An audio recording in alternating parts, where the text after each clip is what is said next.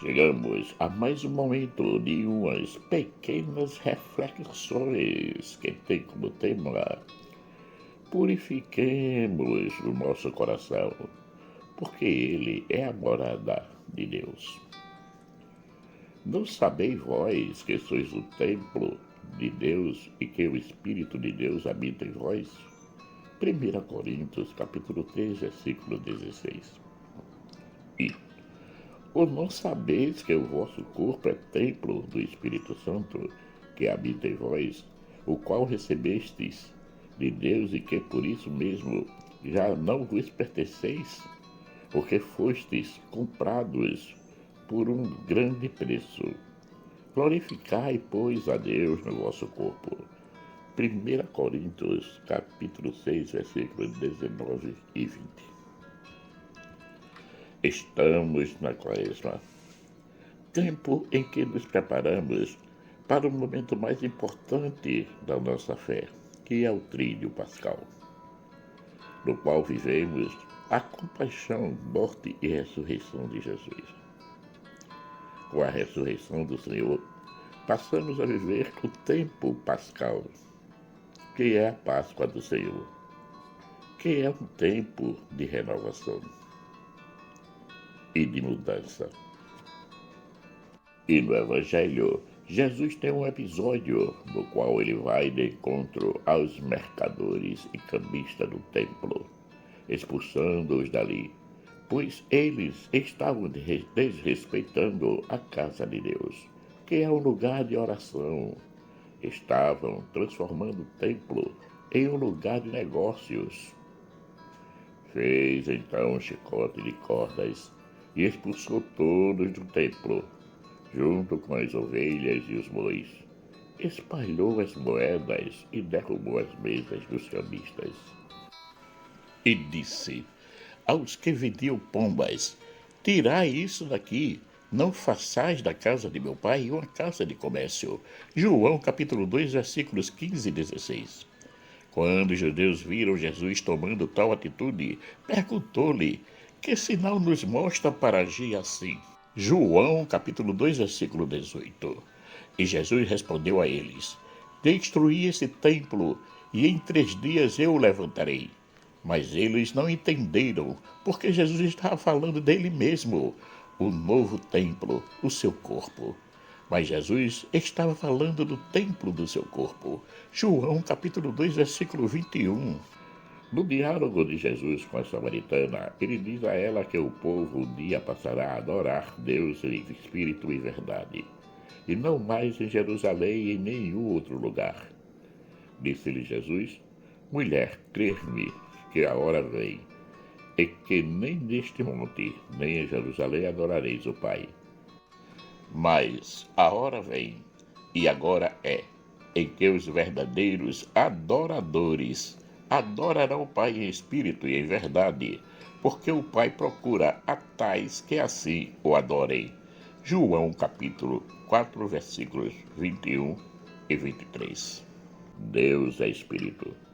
Ora, o Senhor é espírito, e onde está o espírito do Senhor, aí há liberdade. 2 Coríntios capítulo 3, versículo 17. Por esse motivo que Jesus diz à samaritana e a nós hoje que o nosso Deus deve ser adorado em espírito e verdade, e que quer habitar o nosso coração, quer fazer dele a sua morada.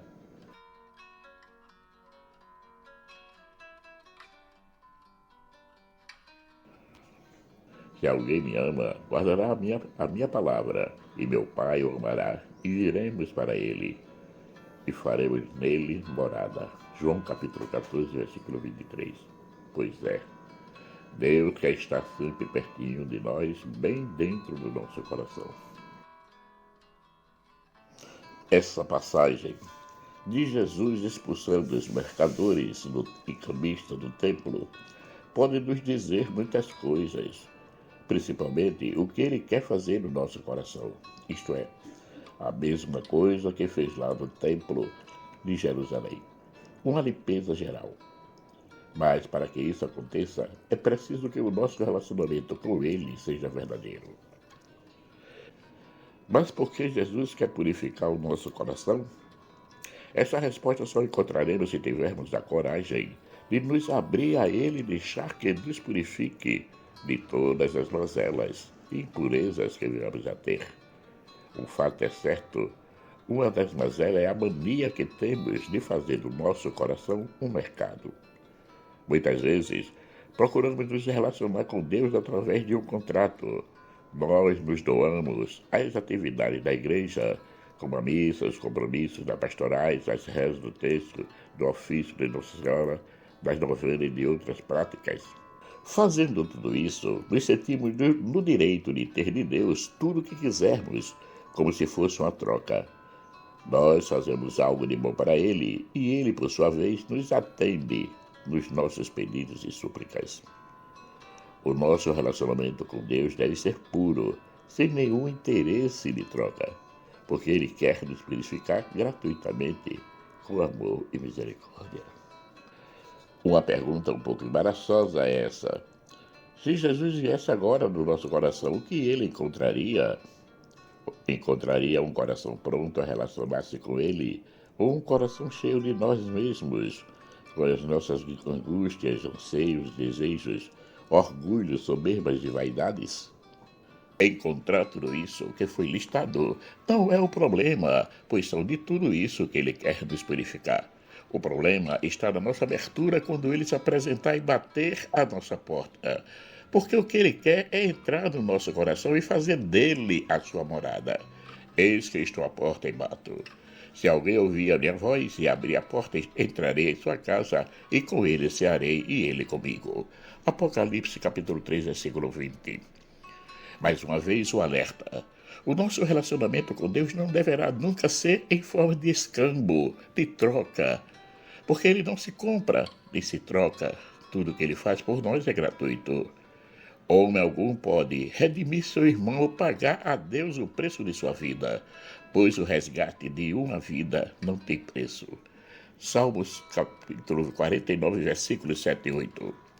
Portanto, nesse relacionamento, temos Deus que faz tudo por nós. E temos nós que fazemos de tudo para merecermos as suas graças e bênçãos. Logo, não somos nós que fazemos alguma coisa para Deus, e Ele nos dá gratuitamente as graças e as bênçãos. Portanto, é Ele que está sempre pronto a fazer algo por nós, totalmente desprovido de interesses para si mesmo. No parágrafo anterior foi dito que nós fazemos de tudo para merecermos as suas graças e bênçãos. O que significa esse fazer de tudo? Sabemos que Deus está lá do alto a nos olhar, esperando uma oportunidade para agir na nossa vida. Por isso que somos muito gratos a Ele, e essa gratidão não pode deixar de ser transformada em amor. É esse o tudo que Ele nos pede. Mas devemos amar a quem? Jesus nos ensina muito bem quando nos fala dos dois maiores mandamentos, amar a Deus e aos irmãos. Portanto, o amor aos irmãos é a melhor forma de retribuirmos a Deus o seu imenso amor por nós. Assim como nós somos templo do Espírito Santo, os nossos irmãos também o é. Por isso que tudo que fazemos tem que ser realizado usando esse tripé: eu, o irmão e Deus, sempre. Em todas as ações que fizermos na vida, tem Deus e os irmãos como destino. A purificação do nosso coração significa a restauração da nossa vida em Cristo. É o nosso entregar-se à vontade de Deus. E uma das vontades de Deus para nós é a nossa santificação. Porque esta é a vontade de Deus, a vossa santificação. 1 Tessalonicenses capítulo 4, versículo 3. Para sermos santos, precisamos ser puros. Porém, sabemos que a impureza está sempre a nos rodear e muitas vezes nos pega e macula, nos deixando longe da salvação. Mas Jesus, sendo conhecedor de tudo isso, pois Ele nos conhece muito bem, vem a nós e humildemente pede para fazer morada no nosso coração e ali purificar-nos de tudo aquilo que pode tornar o nosso coração em casa de negócios. Uma coisa importante: o templo é lugar aonde vamos para nos encontrar com Deus e nos relacionamento com Ele, principalmente através da oração. Agora, se o nosso coração tornou-se morada de Deus Altíssimo, ele também se torna um lugar de peregrinação e de adoração a Jesus com a graça do Espírito Santo. Então, não percamos tempo em deixar que Jesus seja o Senhor da nossa vida, abrindo-lhe o coração para que ele ali faça morada. Tendo Jesus como o mais importante morador do nosso coração, podemos dizer que temos também Deus o Espírito e o Espírito Santo. Tudo ali, bem aconchegados, no calor do nosso acolhimento. Que maravilha poder sentir-se e ser templo do verdadeiro amor. Agora, se o nosso coração é o templo do verdadeiro amor, o que podemos doar aos nossos irmãos que não seja o puro amor? Doado de várias maneiras, segundo as circunstâncias do momento presente. Por isso que não devemos nunca deixar de pedir a Jesus: cria em mim, ó Deus, um coração puro e renova em mim um espírito reto. Salmo capítulo 51, versículo 10, Marcos Laurentino. Caríssimos e caríssimas, chegamos ao final de mais um momento de umas pequenas reflexões que teve como tema: purifiquemos o nosso coração, porque ele é a morada de Deus. Agradeço a todos aqueles que se inscreveram no canal. Peço para que compartilhem, para que chegue a mais pessoas. Peço também àqueles que ainda não se inscreveram e que tiveram contato com o canal e gostaram, que se inscrevam para nos ajudar a manter o canal ativo, pronto para receber mais e mais publicações. Que o nosso eterno Pai, rico em bondade, misericórdia e amor, nos dê um excelente dia.